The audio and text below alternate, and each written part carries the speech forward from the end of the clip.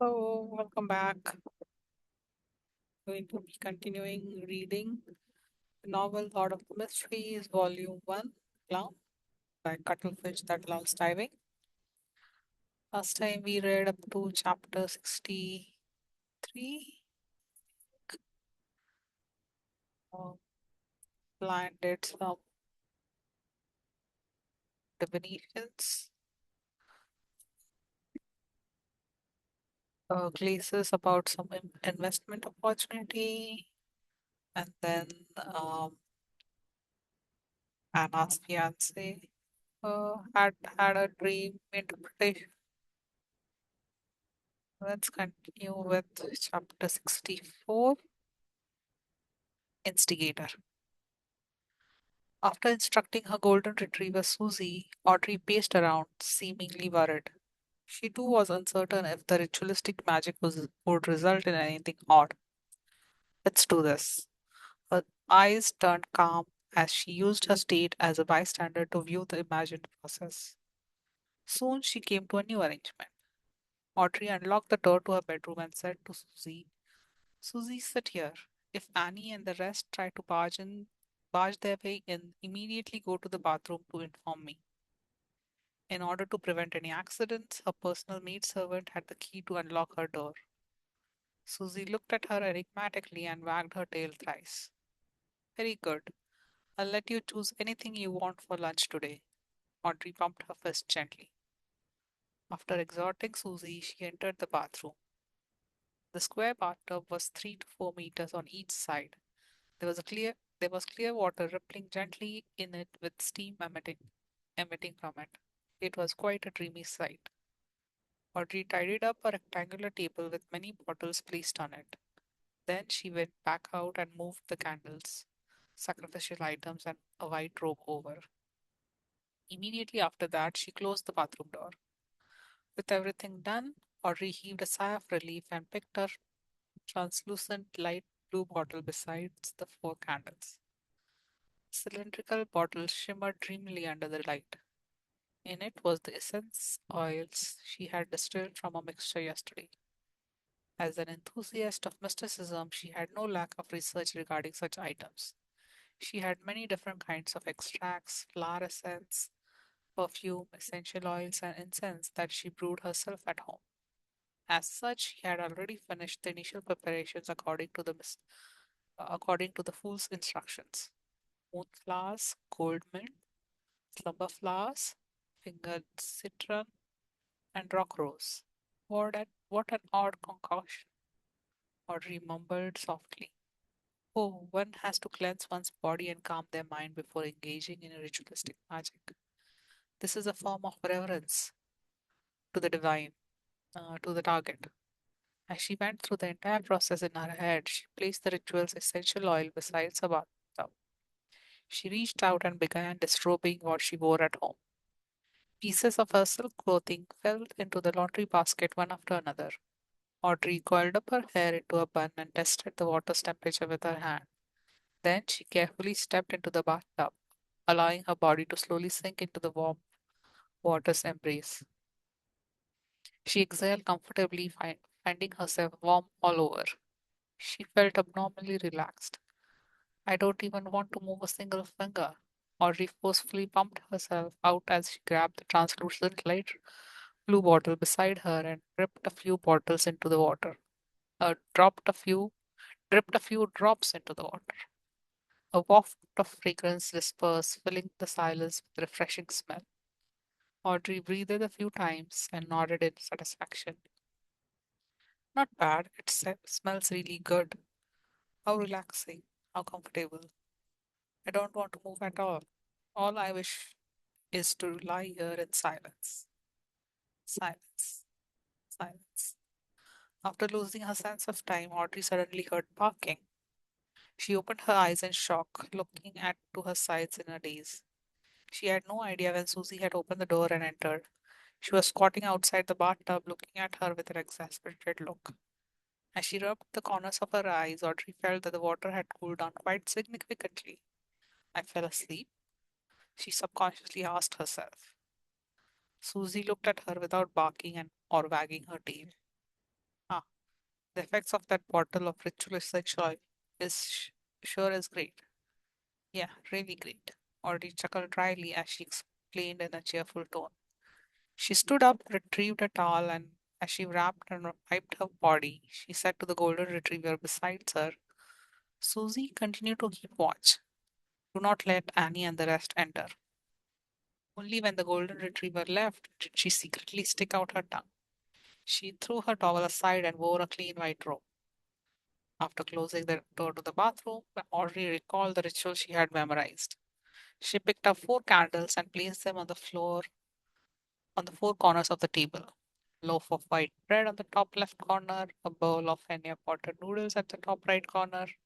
Smells great, but a little cold. No, it's not the time. Think about this. Pela at the bottom of left corner and desi pie at the bottom right. Audrey set up the altar according to the food's descriptions, seriously, shaking her head twice during the process.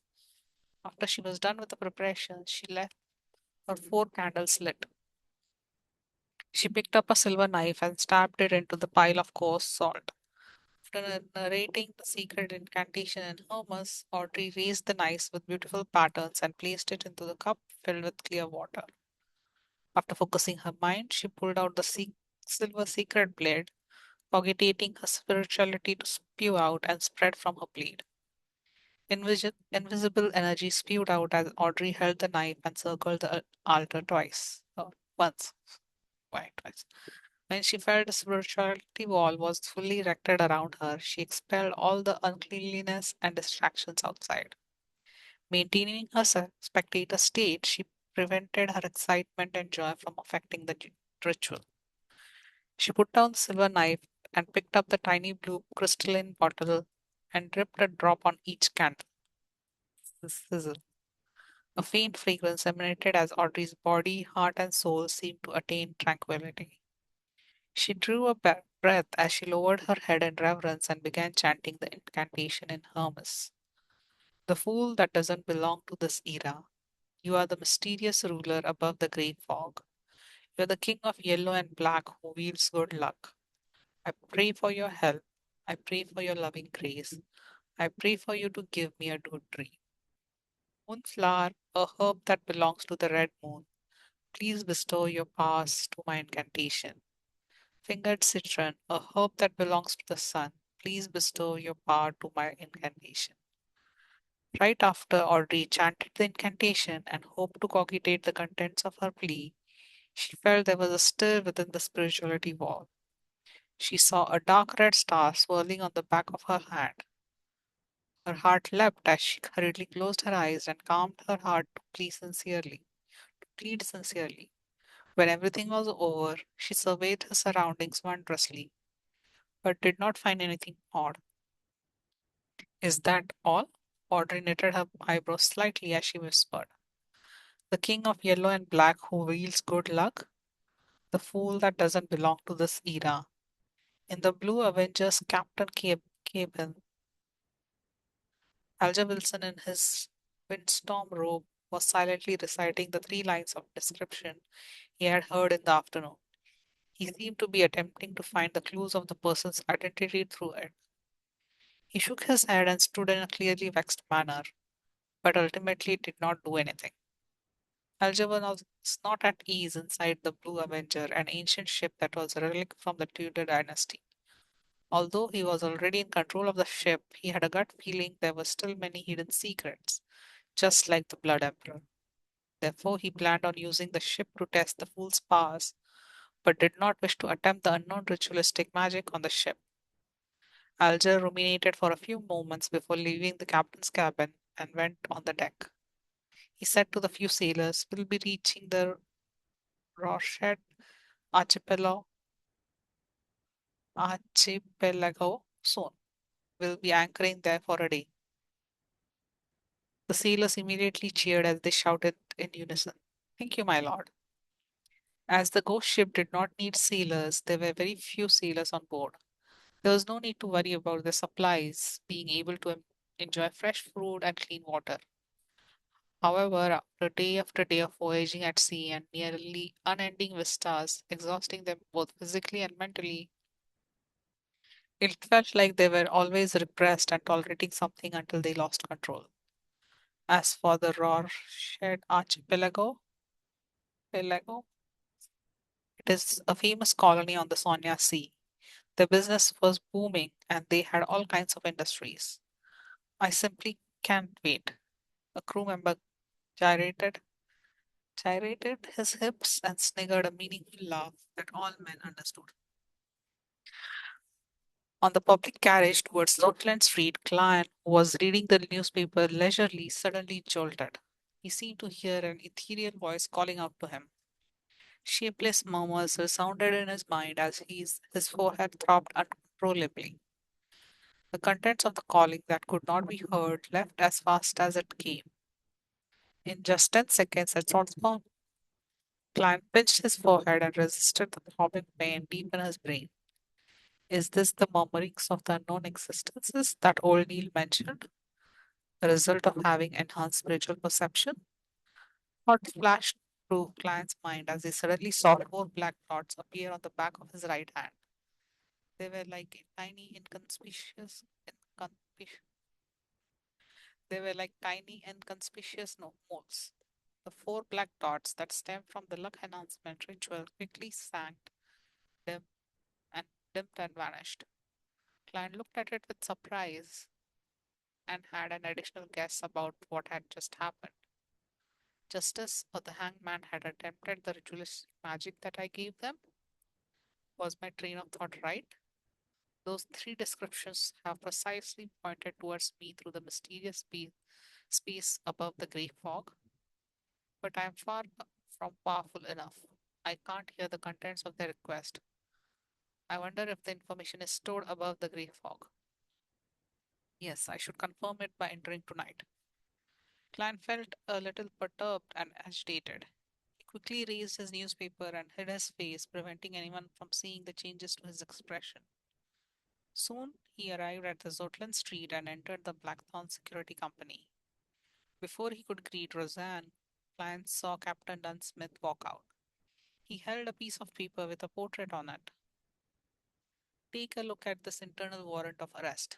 A very cruel and vicious beyonder has entered Tingen.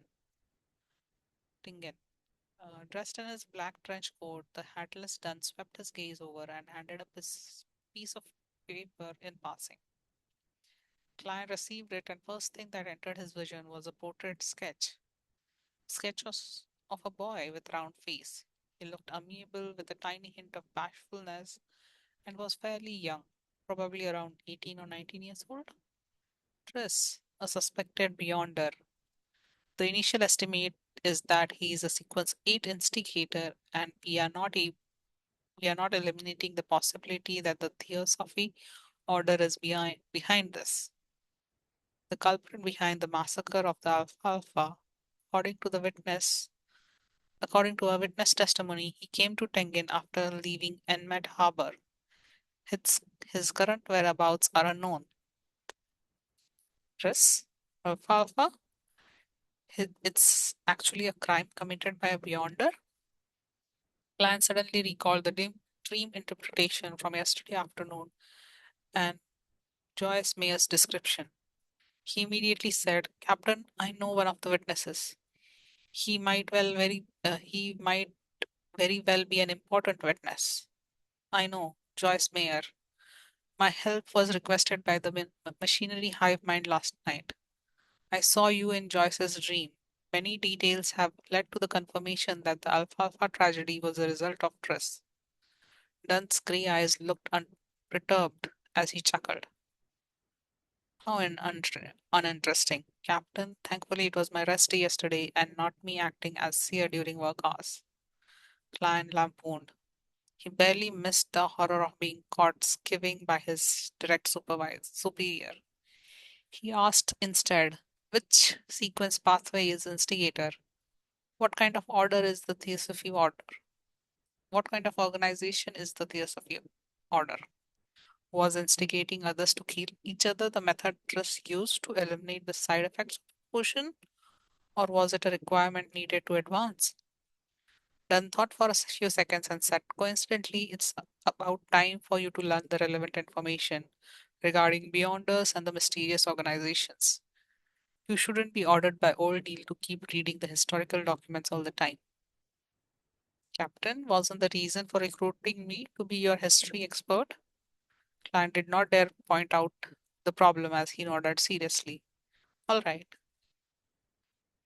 Chapter 64, Beyonder Information. With the document signed by Dunn, client went underground and turned into the armory. Dunn is right. It's time you understand the different Beyonders and the various secret organizations. Dressed in a classic black robe, old Neil read the note without finding it surprising. Instead, he supported the captain's decision. He then added immediately with a smile, after all, you'll be heading to the underground market with me tomorrow night. Tomorrow night? And did not conceal his pleasant surprise as he asked to confirm. Old Neil nodded and said with a sigh, I'm a person who cannot sleep when in debt. I always wish to settle them as soon as I can. You did not seem to act so previously. You left it to the last moment before using ritualistic magic to resolve the problem. So I'm not the only one suffering from procrastination? Wait, is there a need to euphemize afraid to spend away the money to repay a loan? Clan did not expose old Neil and instead urged, Mr. Neil, I'll be troubling you to retrieve the corresponding information from Janus Gate. There was mostly archaeological and historical documents in the armory. There were documents involving Beyonders and the mysterious organizations, but few in number. Therefore, they were mostly basic knowledge. Old Neil took a sip from his hand-ground coffee and smacked his lips. He then walked out the armory with a signed and stamped document. Klein watched the place on his behalf. About 10 minutes later, old Neil returned with a huge stack of documents. They can be they can only be read in here. They are not to be taken out, he warned as he placed the information on the desk. All right, Klein gave a firm nod. He extended his hands and quickly flipped through the pages and did a general read.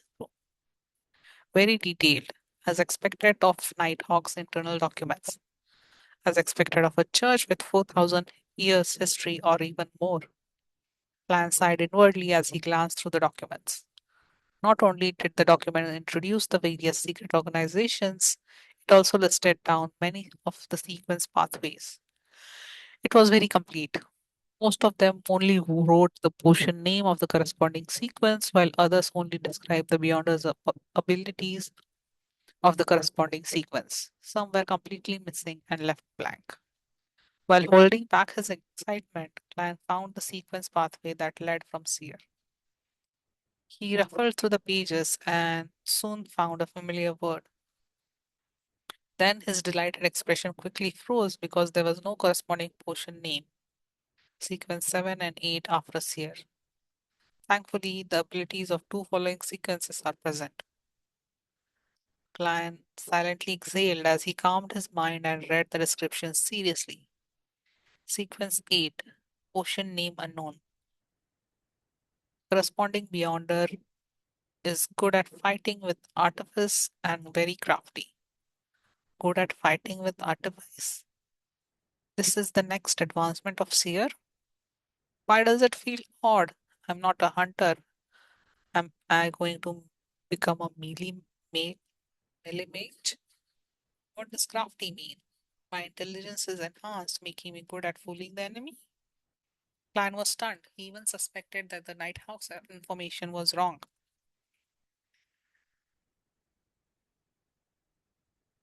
There were corresponding case studies appended, but he could not find a reasonable explanation despite reading it repeatedly. He cast his gaze lower on the description of sequence 7 centered his eyes.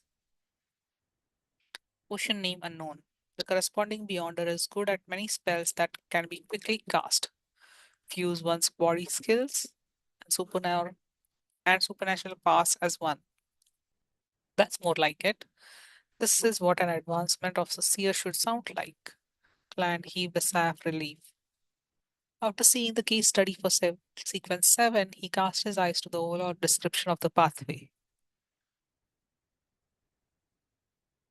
This sequence pathway was first established by the Solomon Empire's Zarathustra family.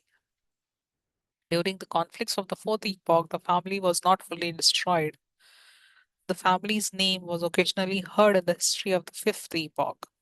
It is suspected to be connected to the ancient organization, the Secret Order. Zarathustra, upon seeing this name, Lion's eyes constricted. He had just seen this name appear in the remnant diary pages of April Roselle yesterday afternoon.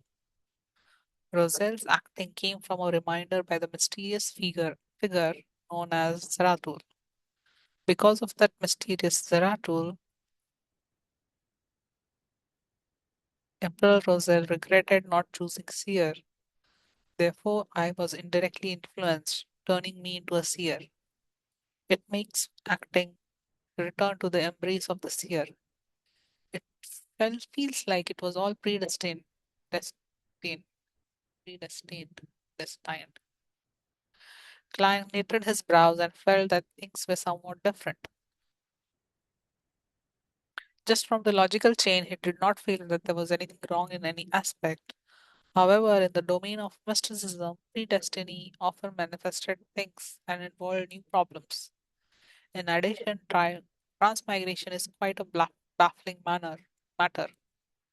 It's just confusing. And the guy I have possessed tried to commit suicide because of a lost notebook of the secret order. Client thought for quite a while and had many guesses, but lacked the information needed to prove them. After repeatedly reading the information, he finally suppressed his ideas and read the other records. He first found the Sailor sequence and discovered that it indeed belonged to the Lord of Storms. For an old opponent that they haven't faced or for perhaps more than 2 or 3,000 years, Nighthawk's internal records were rather detailed. Sequence 8, Folk of Rage, ancient name, Guardian of the Storm. The corresponding Beyonders can release several strikes that exceed ordinary threshold when enraged. Their strength and speed are greatly enhanced. Facing them is like facing a storm. Sequence 7, Seafarer, ancient name, Storm Priest. The corresponding Beyonder is also a scholar of astronomy and geography. They have an intuitive grasp of magnetic fields, ocean currents, wind direction, and clouds. A boat filled with seafarer will never get lost at sea. They are even more beloved by the oceans and gain enhancements in every aspect at sea. They are friends of water. They can act freely underwater for more than half an hour. They can cast a limited number of water related spells. Some are a result of their own capabilities, and some are a bestowment from the Lord of Storms. For example, a sequence 7 seafarer is very powerful. Clan nodded while deep in thought. He suspected that the hangman was a guardian of the storm, not a seafarer. From how many he has recently from how he has recently advanced, it was more likely he was the later. This also indicated in a way that the hangman was either a member of the mandated Punisher or a pirate who had been secretly absorbed by the Church of Storms. Impressive, impressive. Client flipped back a few pages and found the enhancement of the spectator. He discovered that the descriptions was identical to what the hangman had said. Sequence 9 spectator was like a seer.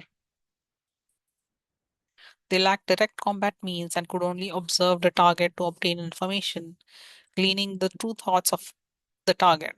By doing so, they could provide subtle influences and guidances to allow cause situation to develop in a way they wish. Sequence 8 telepathist was an advancement of spectator. Their observation was not only limited to superficial details but deeper into one's aura, ether body, or other mysterious domains. The combination of the two allowed the telepathists to precisely understand a person's thoughts as though they could read their minds. In front of them, it was difficult to have any secrets. Secret 7 psychiatrist, which was known as a psychanalyst, had further enhancements above sequence 8 foundations. They could begin directly influencing a target. For example, for instance, they could treat a target's maniacal problems or alternatively cause them to turn maniacal and lose their reason. A beyonder that is very difficult to be noticed. After reading the description, client made a reasoned judgment. After understanding the relevant information concerning the gathering members, he flipped to the Church of God of Steam and Machinery. This was because Emperor Roselle had chosen their savant sequence. Sequence 9 savant. Their corresponding beyonders believes that the knowledge is power. They have rough understanding of the supernatural, but are more knowledgeable about aqua regia, nitroglycerin, nitro, nitroglycerin, and complicated bolts and gears. They seem to know everything. It is no wonder that Emperor Roselle said this potion suited him perfectly, allowing him to press his advantage to the fullest. Klein understood completely as he shifted his eyes down. After several case studies, the corresponding sequence 8 finally appeared in Klein's vision. Archaeologists. They possess a good deal of knowledge about history and outdoor survival, as well as forbidden knowledge about ruins. They have a strong enough body and ability to face everything. Sequence 7 Appraiser. They can intuitively understand the past and the problems of most extraordinary items and can use them while keeping danger at its lowest. As Klein's security clearance was insufficient, he only had access to sequence pathways up to 7. It left him with a little frustrated, but there was no way around it. He only wished that the Packland would quickly send over sealed artifact 2-049 to determine if Ray Bieber was a descendant of the Antigonus family. That way, he could have a chance to become a formal member and obtain a higher security clearance. Collecting himself, Client read the material seriously from cover to cover. He knew that the sequences following Corpse Collector was Grave Digger and Spirit Medium. He also knew that there was no information about the sequence 8 of the Mystery Prior Path. Not only was there no name for the potion, even the description had been left blank. There was a name for sequence 7 of that path, Warlock. Sounds impressive. Client slowly flipped the page and saw Apprentice and Marauder, which Emperor Rosal had lingering thoughts of. Their records only reached sequence 8 and nothing more. Sequence 9 Apprentice. Their abilities are rather strange. It can only be confirmed that this is the originating pathway of a mage.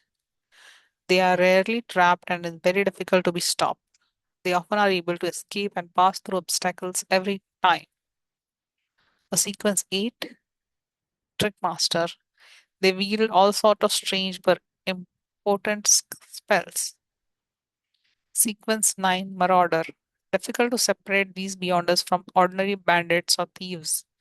Perhaps the means available to them are more impressive, but their goals of stealing riches is not for enjoyment or survival. It's more like answering a calling. Sequence 8 Swindler. They have also discovered traces of beyonders in fraud investigations.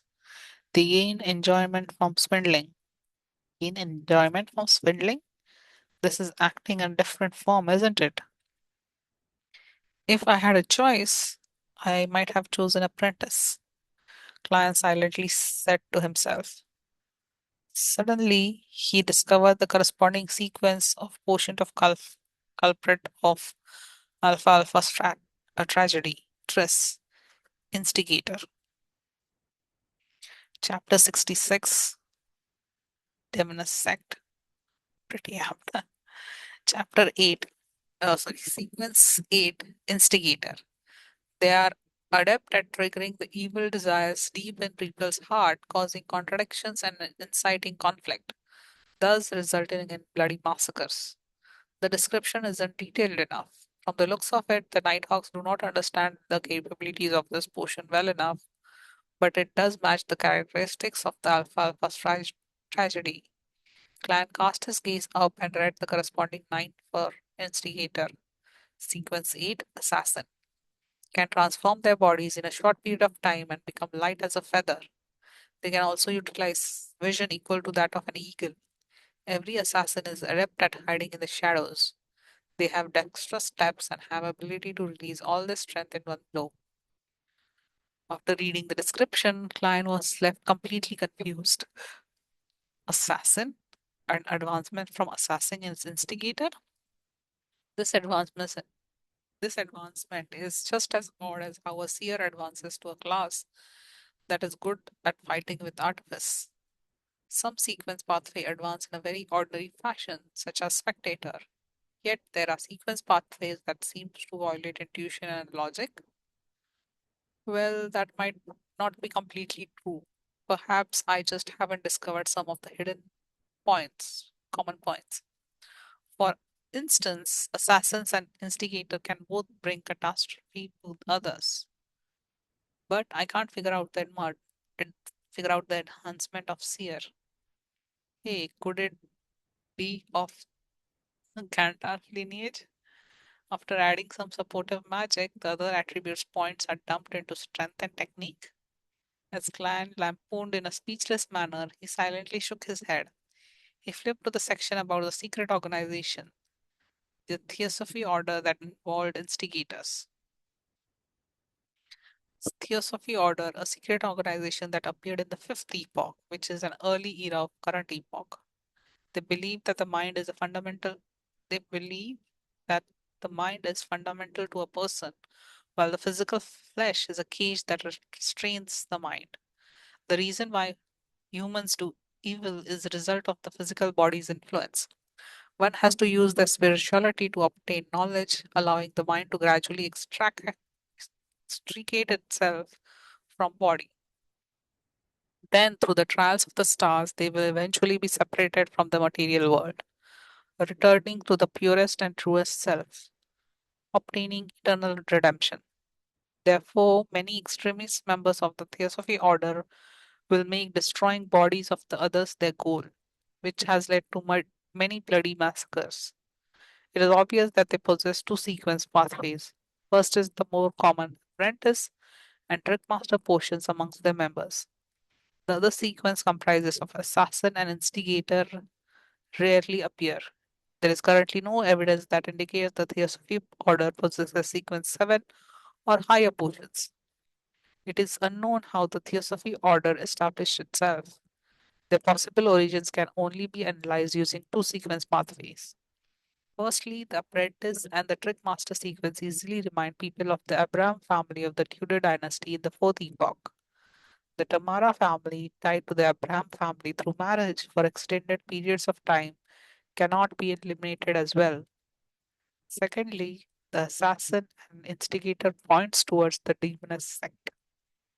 The Abraham, Tamara, Antigonus, and Zaratul families, the Roman Empire's Black Emperor, and Tudor dynasty's Blood Emperor, the Trussonist Empire, and the Jacob and Aman families that the hangman had mentioned. There are really lots of secrets buried in the history of the fourth epoch. There might be a lot of facts too. Klein was astounded from what he read. He had a deep appreciation on how the history of the fourth epoch was clouded in the fog. The outline could be seen through the fog, left him shuddering involuntarily. It was as though he could imagine a thriving era of beyonders, an epoch with blood and strangeness in the concerted dance and horror and distortion in a symphony. Klein drew a silent gasp and flipped through the book, but did not discover any corresponding descriptions of the demoness sect. He looked up and saw Mr. Oh, he looked up and saw old Neil wrestling with some filter paper with his hand ground coffee. He asked sincerely, Mr. Neil, what organization is the demoness sect? I can't find any introduction about them in the document. Old Neil was in no hurry to respond. After wrestling with his coffee, he chuckled and said, your security clearance isn't high enough. Even with Dunn's permission, you would not be able to read the relevant information. It can also be said that a lot of information is only available to Holy Cathedral and isn't stored behind Pagan City's Janus Gate. Perhaps wait till the day you become a captain of Nighthawks. You would be sent to Holy Cathedral for training and would then be able to access them. I do not understand much about the demoness sect. All I know is that they worship the primordial demoness. They believe that their secret existence is true inheritor of the they believe that this secret existence is the true inheritor of the creator. She was born out of the chaos and was the earliest to be born from the creator's body. She is also the ultimate ender that ends everything. The sequence pathways are related to this because to obtain the favor of the primordial demoness and to approach this secret existence, the upper echelons are all female. This is also why they are called the demonesses sect. Everything else, anything else is not something a formal member like me will know. I've heard that the demonesses make it their mission to create catastrophes, to spread catastrophes. Spread catastrophes. This does match the hidden commonality of assassin and instigator, but this Mr. Triss's future seems bleak. The subsequent portion seems to be more suited for females. Plan nodded slightly before he continued reading the information. After he finished reading, he realized that the secret organizations were a lot more than he imagined. But on second thought, he found it very ordinary. After all, this world had so many years of history underlying it. There was once an era when Beyonders Power were extremely active. According to the provided information, Plan categorized the secret organizations into three based on era. First were the ancient organizations born in the fourth epoch. They included but were not limited to the Moses ascetic order, the secret order, the and the bloody sanctify sect, which were followers of the devil. However, the information only mentioned the demonesses sect once. The second was the secret organizations early in the fifth epoch, the present epoch. For instance, the Theosophy order or the death worshipping numinous episcopate. Episcopate. There's also the life school of thought, which employs a master apprenticeship heritage, and the Rose school of thought, known amongst the Beyonders for its bloody sacrifices. The third category were new organizations that appeared in the recent century or two. They include the Aurora Order, the Iron and Blood Cross Order, the Element Dawn, and the Psychology Alchemist, which Klein learned about much earlier. Apart from them, there were other organizations that did not do anything major. Benson and Melissa must never have imagined that the world is so dangerous. It's not only limited to wars. Klein shook his head with a wry smile. He stacked the classified documents neatly before pushing it to old Neil. Meanwhile, he added silently in his heart, please don't let my tarot club be on this list. Old Neil never suspected that a leader of secret organization was sitting opposite him. He chuckled and took the documents and headed to the Janus gate. And sat there and wondered if he should divine the location of instigator Triss. But he abandoned the thought in less than 20 seconds. After all, he only had a vague idea of Triss's appearance and did not know if the name was genuine. He could not, if he could figure out his location with that, he would not be a seer but a prophet. By the time old Neil returned, Klein had straightened his thought processes as a continued revision of mysticism studies to grasp even more forms of ritualistic magic. He spent the day studying and revising. He did not participate in the joint operation needed for capturing instigator Triss. He did hear that the delivery of sealed artifact 2-049 from Backland had been delayed due to some reason or another. The actual time of arrival was still pending. As he had earned nearly 2 soldi from yesterday's divination, Clan spent 10 pence to buy a 2 liter barrel of Enmed beer for Benson on the way home. He also bought some lemon cakes fresh out of oven for Melissa. Client, I know you care for us deeply, but there's no need. There's no need to keep spending money on such matters, said Benson after he saw a tiny barrel of beer and deliberated over his words. Melissa stood beside him and nodded slightly. This is probably how our consumerist habits differ, and sighed in amusement. Benson, Melissa, don't worry. This was bought with my additional reimbursement. Yeah, I earn an additional 2 or 4 soli every week. I can't tell them these are the earnings I got from doing divinations for others, right? He added inwardly. That job of yours is much better than I imagined. Benson was taken aback as he made an objective assessment. That's right, I even learned divination from it. Klein mused silently before turning towards the kitchen. Under the combined effects of the trio of siblings, a sumptuous dinner was ready for eating. After having their fill, Klein, Benson, and Melissa lay slumped in the living hall. It took them quite a while before they got up to clean up, chat, and study.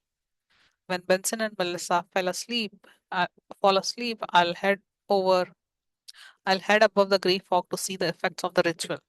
As Klein revised his history textbooks, he shot a glance at his siblings. Westboro, Iron Cross Street, Lower Street. A three-storied apartment was immersed in darkness. There were no street lamps or any additional light. Suddenly, a figure leapt out of a window from the third floor. It landed gently on the ground like a feather without causing so much as a stir. His body crouched and suddenly vanished as though he had blended into the shadows. All that could be seen was the outline of his body. As he traveled quickly, a figure arrived at the harbor. He headed for the corner, devoid of anything except a pile of goods. He seriously observed for a moment, circled the area twice before leaving the darkness and entering the corner. One, he could see his One could see his round and amiable face. He was the instigator Tris, who had single-handedly caused the tragedy of Alfalfa. How does it feel? A mysterious figure wearing a black hooded robe walked out of the shadows. The host's voice obviously belonged to a woman. Tris revealed a friendly and satisfied smile. Feels great. It was a scene I dreamed and yearned for. I think I have appropriately completed the mission and haven't taken the necessary preparation for the advancements. The black robed Rowan nodded indiscernibly and said, very well. According to the promise, I'll hand you the sequence 7 formula and the three main ingredients. You'll have to gather the rest by yourself. No problem, Chris answered, seemingly prepared. The mysterious woman raised her hand and handed a book like object to Triss. The book had an ancient and mottled bronze exterior cover with a strange star-shaped lock to its side. Triss knew that inside the book was the formula and the ingredients. He instantly became thrilled. He tried hard to compose himself as he looked curiously at the potion's name on the bronze outer cover. Which, Triss exclaimed. He found it unbelievable that the word written in ancient Hermes was witch. Witch? I'll advance to become a witch? What a joke. The mysterious woman covered her mouth and let out a chortle.